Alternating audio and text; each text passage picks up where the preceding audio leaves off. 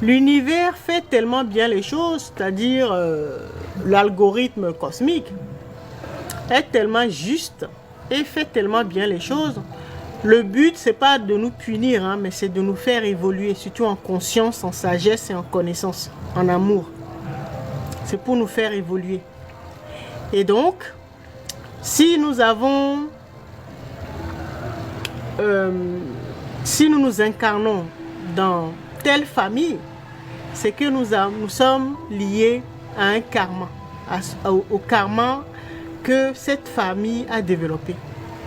C'est pour ça que nous atterrissons dans telle lignée. C'est pas fait au hasard.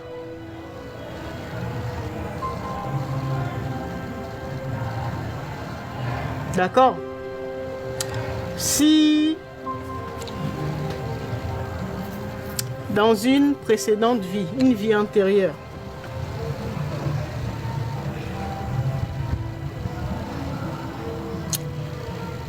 nous étions un chef de famille. Un chef de famille qui était très méchant. Colérique et égoïste. Qui n'était pas juste.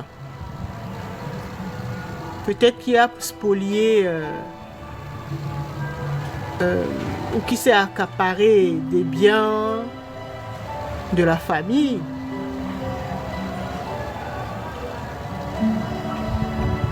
Eh ben, c'est un karma négatif.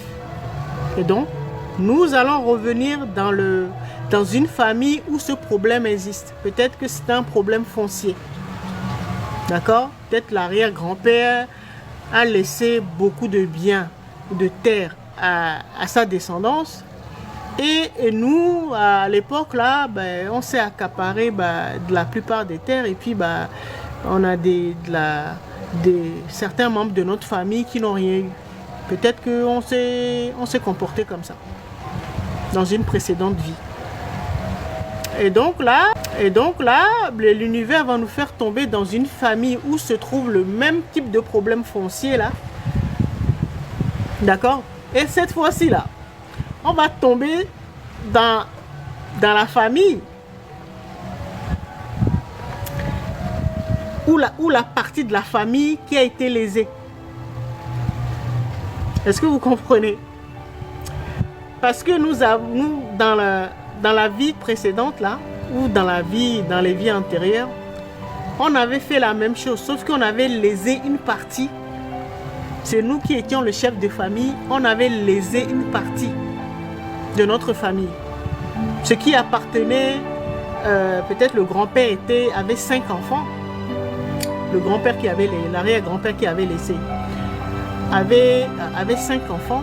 Et nous, nous avons partagé les biens peut-être entre 2 familles ou deux enfants. Et les 3 autres enfants ont été lésés.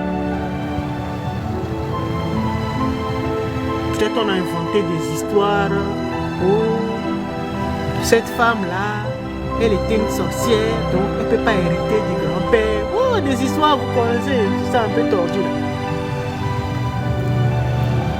Et donc, nous, comme on était les chefs de famille, là, on a dit que des 5 enfants là, de l'arrière-grand-père qui avait laissé les biens là, bon, on va partager que chez 2 enfants. Les 3 autres enfants là. Et on s'était comporté comme ça. Donc ça, c'était injuste. Et donc, les 3 enfants là qu'on a lésés là, avec leur descendance là, ils en ont beaucoup souffert. D'accord?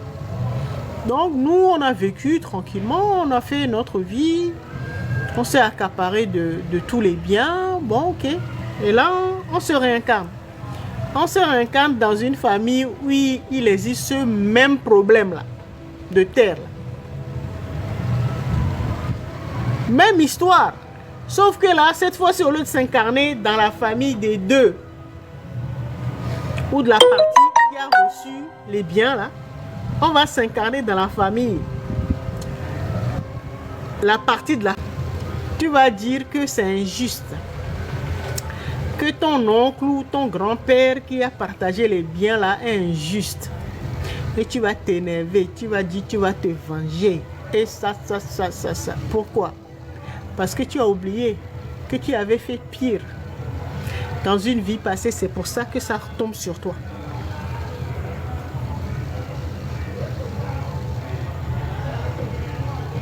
C'est pour ça que quand on a structuré notre base de données là, nos archives, quand on a accès à ce genre d'informations là, toi-même tu te calmes. Parce que tu sais que ça là c'est pour toi. Tu es en train de récolter ce que tu as semé et tu te calmes. Rien n'arrive au hasard. Soit parce que tu es en train de récolter, ou soit tu es en train de faire une expérience et tu vas faire l'expérience contraire après. Soit c'est la première fois et donc dans une autre vie, et ben ça va être le contraire. Ou soit tu es en train de le vivre parce que tu as les capacités pour rééquilibrer.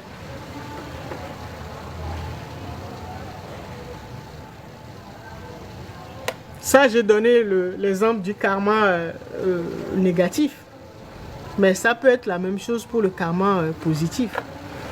Quand tu t'es incarné dans ta famille, tu as fait beaucoup de bien, tu as beaucoup aidé et tout ça. Ben là, cette fois-ci, pour récolter là, tu vas tomber sur une famille, vous serez vraiment à l'aise et tout se passera bien.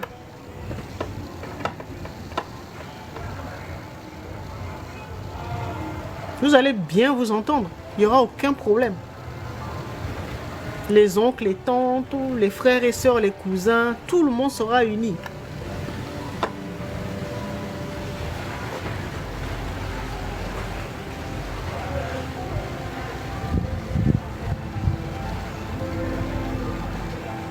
Si vous avez compris ça là, sur le karma là, vous avez tout compris. En tout cas, comme on parle du karma familial, vous aurez tout compris. C'est de ça qu'il s'agit. Quand vous voyez, parce que sur ce chemin-là, je vous ai dit, il faut beaucoup observer. Quand vous observez et que vous regardez dans votre famille, vous voyez un schéma qui se répète, il y a de fortes chances que ce soit un karma. C'est ce qu'on appelle une malédiction. Malédiction, ça veut dire que c'est une information qui est mal dirigée. Donc il faut rééquilibrer. C'est-à-dire qu'il y a la personne qui a apporté ou qui a provoqué cette malédiction a mal interprété l'information. Donc c'est pour ça qu'il a mal dirigé. D'accord? Et donc en fait il faut beaucoup observer, il faut regarder. Déjà sa propre vie. Et là, comme on est en train de parler du karma familial, regardez dans votre famille là, les schémas qui se répètent, les schémas répétitifs. Est-ce que la plupart des gens finissent saoulards dès qu'ils atteignent un certain âge? Hommes, comme surtout ça commence par les hommes et après les femmes aussi boivent. Il n'y a que des saoulards dans votre famille. Là, tu te dis, mais il y a un problème. Ou ils développent telle maladie chronique. Tout ça, là, il faut observer.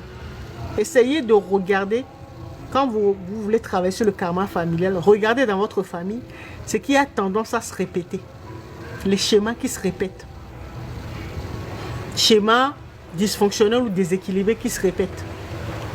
Maladie, voilà. Regardez ce qui ne fonctionne pas. C'est comme ça que vous allez savoir si vous avez un karma négatif là, dans votre lignée. C'est comme ça que vous allez savoir.